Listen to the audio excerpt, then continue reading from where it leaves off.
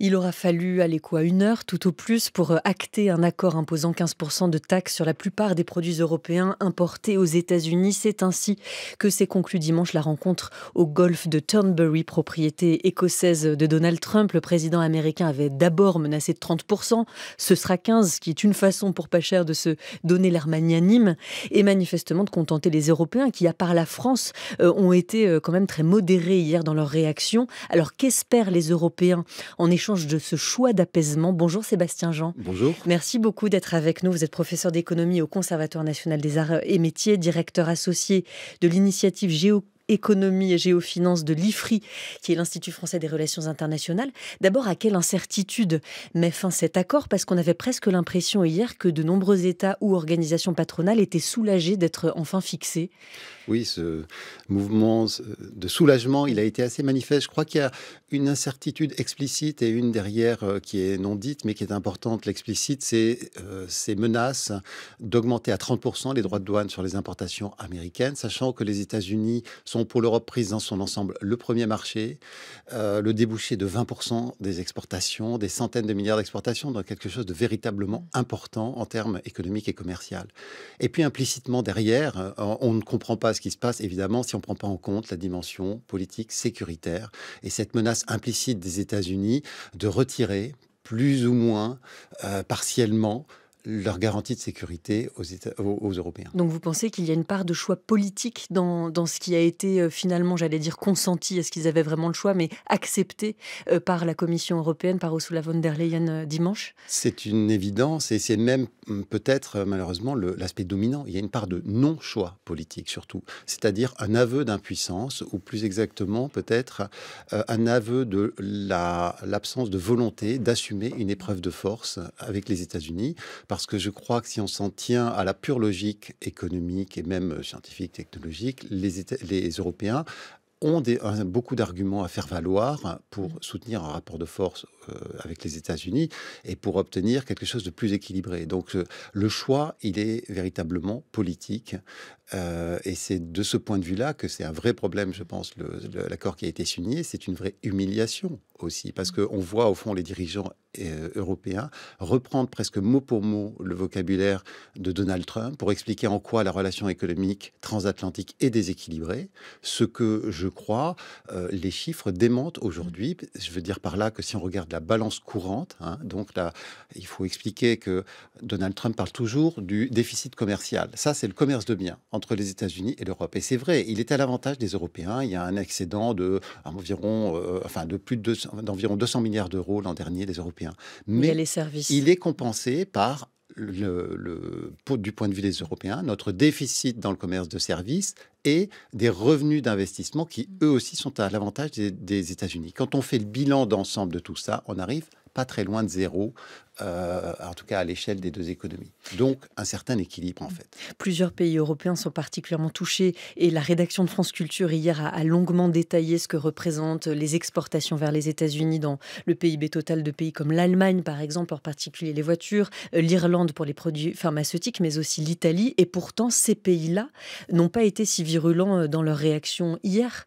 Pourquoi? C'est que ils pensent que ça ne va finalement pas tellement affecter leur économie. Qu'est-ce qui les rend presque raisonnablement optimistes? Justement parce que je crois que c'est chez eux que le soulagement était le plus manifeste et le plus grand, parce que les intérêts commerciaux en jeu étaient extrêmement forts. Vous voulez dire le soulagement de ne pas avoir été taxé à 30%, d'où le côté un peu grotesque de se dire peut-être qu'en fait ils n'avaient pas l'intention de taxer à 30%, tout ça était un peu un jeu pour finalement faire accepter les 15%.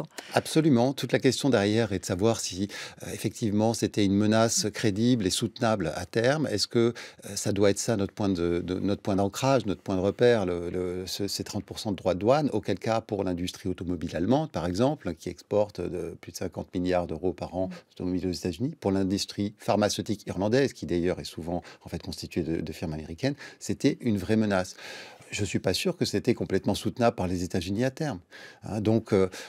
Mais visiblement, c'est ce qu'ont considéré un certain nombre de gens et un certain nombre d'entreprises aussi. Et là, je pense qu'il faut souligner, il faut dire aussi qu'il ne faut pas laisser croire qu'il y avait de solutions simples. et ni indolore. Cette menace, elle est réelle. Donc voilà, il ne faut pas tomber, je crois, dans l'excès inverse qu'on voit un petit peu sur la scène politique en France, de dire, ah, finalement, c'était facile, il suffisait d'être ferme. Non.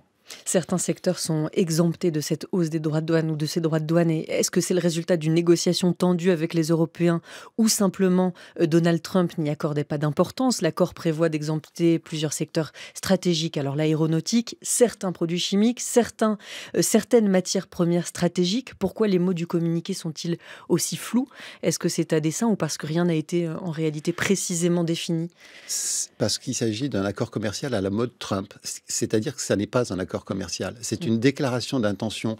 Ça s'approche presque de ce qu'en Europe, on appelle un mandat de négociation ou Memorandum of Understanding, pour le dire en mauvais français. Décidément, aujourd'hui, on va en avoir beaucoup des anglicismes avec le consultant qu'on a vu tout à l'heure. On va essayer de ne pas. Une déclaration d'intention, en fait. Voilà, c'est ça, je crois, ce dont il s'agit. Et ça veut dire qu'il reste énormément de choses à négocier. Parce que si les accords commerciaux sont aussi longs et détaillés, c'est parce que souvent, le poncif, c'est de dire que le diable se cache dans les détails. Et donc, quels produits exactement vont être exemptés? C'est quelque chose d'important qui reste à négocier. Est-ce qu'il y a eu une négociation? Oui, il y a eu visiblement, manifestement, une négociation. Le problème, c'est qu'elle n'a porté que sur les concessions qu'on allait faire aux États-Unis et celles qu'on allait éventuellement pas faire. Voilà, jamais sur véritablement quelque chose d'équilibré. La logique ne s'est jamais déplacée, si peu que ce soit, vers une logique de symétrie. Alors, s'il n'y a pas de logique, qu'est-ce qui va être négocié et par qui? Jusqu'à quand? C'est-à-dire, quand on dit qu'il va falloir préciser les produits chimiques concernés ou pas concernés, les matières premières stratégiques concernées ou pas concernées, qui va s'en charger? Est-ce que ce sont les diplomates? Est-ce que ce sont les industriels? Avec quels arguments? La politique commerciale est une compétence communautaire exclusive. Donc, c'est la Commission qui négocie, mais elle le fait, comme toujours, en lien permanent avec les États membres, en connaissance le mieux possible des intérêts économiques aussi. Qu'est-ce que ça veut dire ici concrètement? Par exemple, on a dit qu'il y allait avoir un certain nombre de produits exemptés, notamment certains produits agricoles. Ah oui, mais... Ouais. Les fruits et légumes, c'est pas pareil que les vins et spiritueux. Hein. Et les intérêts commerciaux avec les États-Unis, ils sont quand même très ciblés. En l'occurrence, ils sont très ciblés sur les vins et spiritueux. Il y a un certain nombre d'autres produits, des produits laitiers, par exemple. Mais il y a des points d'intérêt qui sont particulièrement importants là. Ensuite, bon, il y a des secteurs où c'est plus clair. L'aéronautique exemptée, on comprend bien, il y a une intégration industrielle forte dans ce secteur entre États-Unis et Europe, donc ça casserait tout. Boeing voilà, n'y tient pas. Etc. Et puis après, il y a des déclarations qui sont vraiment surprenante. Le fait de dire qu'on va acheter pour 750 milliards de produits énergétiques américains, c'est stupéfiant et là encore, au fond, c'est humiliant parce que c'est complètement incohérent, à la fois avec les chiffres, c'est-à-dire ça serait multiplié par plus de 3 nos achats énergétiques avec les États-Unis au moment où on essaie de mettre en œuvre notre transition écologique. Oui, parce qu'il y a le gaz de schiste peut-être qui est concerné. Absolument. Donc ça n'a aucune cohérence. Des annonces d'investissement dont on ne sait pas à quoi ils correspondent, ce ne sont pas des choses que la Commission peut décider en plus, sur lesquelles elle peut agir concrètement. L'industrie aéronautique est exemptée, mais elle continuera à subir les taxes sur l'acier et l'aluminium, ces matériaux indispensables à la production, fixées à 50% par les États-Unis depuis début juin. Ça, c'était pas négociable? On a accepté que ce ne soit pas négociable et donc ça fait partie en tout cas clairement des obsessions, des points durs, disons, des obsessions de Donald Trump. Voilà. Et là, comme dans beaucoup d'endroits, il a l'air de considérer que le seul fait de mettre des droits de douane va faire renaître une industrie sidérurgique américaine qui est moribonde, c'est un fait. Alors, la France en particulier, son aéronautique est le premier pôle d'exportation vers les États-Unis, 17%. C'est ce qui a été signé dimanche. Est-ce qu'on arrive à mesurer les conséquences précisément pour la France? L'automobile française, a priori, est peu concernée parce que les Américains achètent peu de voitures françaises, mais pour le reste? L'industrie aéronautique, c'est évidemment un intérêt exportateur majeur pour la France. Il y avait un risque de perturbation comme dans d'autres secteurs. C'est clair. Pour moi, ça n'était pas le secteur le plus menacé, simplement parce qu'aujourd'hui, c'est un secteur qui a plus de problèmes d'offres, pour suivre la cadence en termes de production plutôt que de demande. Donc, même si les Américains mettaient à acheter moins, d'une part, en fait, au niveau des pièces des composants des fournisseurs, ça risquait d'aggraver les problèmes de production de Boeing. Et s'il s'agit des avions, des avions Airbus finis, pour le coup, de toute façon, il y a un carnet de commandes pléthorique. Donc, c'était pas le plus directement menacé pour moi, ce secteur-là. Vous avez parlé tout à l'heure des produits agricoles, les producteurs aussi de vin et de cosmétiques sont plus inquiets, le luxe aussi. C'est en France que les réactions politiques, me semble-t-il, sont les plus virulentes. François Bayrou, qui hier parlait d'une journée sombre pour l'Europe qui se résout à la soumission, alors qu'en Espagne, par exemple, le socialiste Pedro Sanchez a dit accueillir certes sans enthousiasme cet accord, mais qu'il le soutenait. Giorgia Meloni en Italie l'a accueilli positivement, dit-elle, parce qu'il aurait évité le pire, comme vous nous le disiez tout à l'heure, Sébastien Jean. L'Europe a peur d'affronter les États-Unis sur le plan commercial. Si on part du principe qu'elle n'a pas ou mal cherché à mettre davantage en avant ses atouts, lesquels alors, d'après vous ? Je crois que vraiment la singularité de la France dans sa position, c'était de prôner une approche plus ferme, en droite ligne de la volonté d'affirmer l'autonomie stratégique ou la souveraineté européenne. Et là, le côté le plus terrible finalement de cet accord, c'est ce renoncement à exercer une certaine autonomie stratégique pour les Européens, c'est-à-dire qu'on montre bien que dès lors qu'il y a finalement une pression un peu forte politiquement, là, l'Europe qui puissance se désagrège, donc en fait montre qu'elle n'existe pas.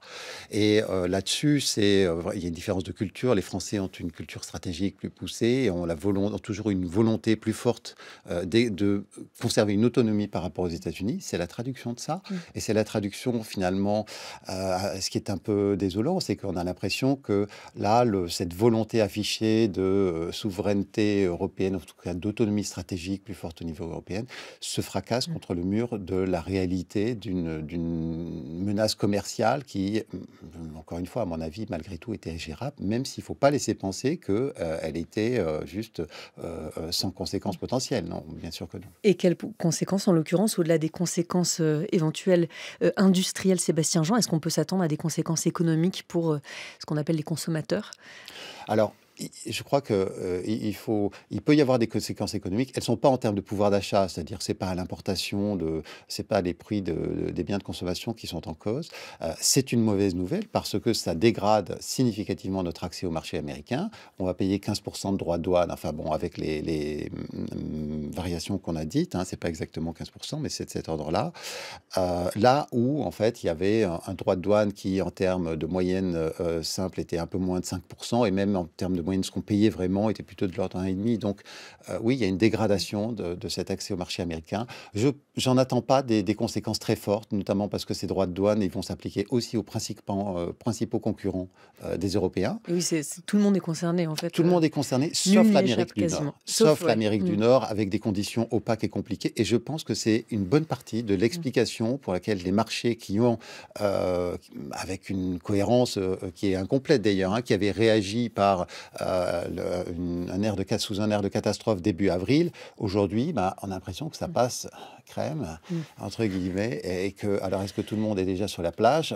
J'en doute. Et je crois que vraiment, il y a aussi, d'une part, on s'est bizarrement habitué, puis aussi les modalités sont un petit peu différentes, notamment en préservant l'Amérique du Nord, mais tous les autres sont concernés. Donc pour nous, je pense que les conséquences resteront relativement modérées. On n'en est encore qu'à la première étape, puisque les États membres de l'Union européenne doivent discuter déjà de la ratification de cet accord avant le 1er août, donc vendredi, et qu'il va falloir s'entendre ensuite sur les produits concernés, exemptés. Merci beaucoup, Sébastien Jean, d'avoir été avec nous, professeur d'économie au CNAM et directeur associé de l'initiative Géoéconomie Géofinance de l'IFRI. Merci beaucoup. Merci.